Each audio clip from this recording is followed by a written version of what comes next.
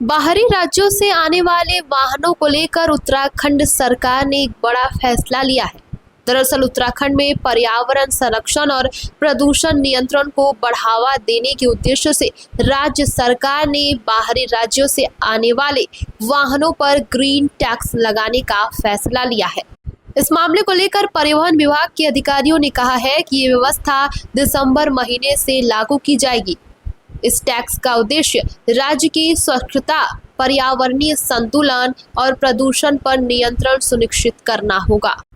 परिवहन आयुक्त का कहना है कि परिवहन विभाग ने टैक्सी वसूली के लिए एक पर्सनल कंपनी को अधिकृत किया है। कैमरे के जरिए प्राप्त डेटा सॉफ्टवेयर के माध्यम से इस कंपनी को भेजा जाएगा और वहां से ये डेटा छांटा जाएगा ताकि क्लियर हो सके कि कौन से वाहन उत्तराखंड पंजीकरण है और कौन से सरकारी है और कौन से दोपहिया वाहन है, क्योंकि इन पर टैक्स नहीं लगाया जाएगा।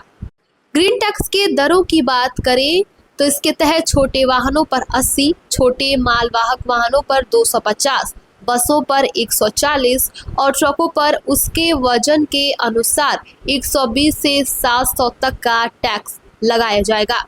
अधिकारियों का कहना है कि ये व्यवस्था पूरी तरीके से स्वचालित और पारदर्शी होगी, जिसमें किसी भी प्रकार की अनियमितता की गुंजाइश नहीं रखी जाएगी।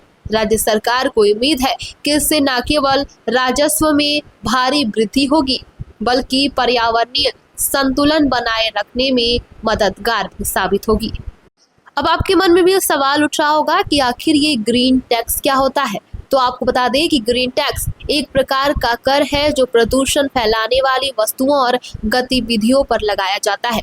इसका मुख्य उद्देश्य होता है पर्यावरण को नुकसान पहुंचाने वाले गतिविधियों को हतोत्साहित करना और पर्यावरण के अनुकूल विकल्पों को बढ़ावा देना। भारत में ये मुख्य रूप से 15 साल से पुराने वाहनों पर लगाया जाता है ताकि पुराने अधिक प्रदूषण फैलाने वाले वाहनों के इस्तेमाल को कम किया जा सके।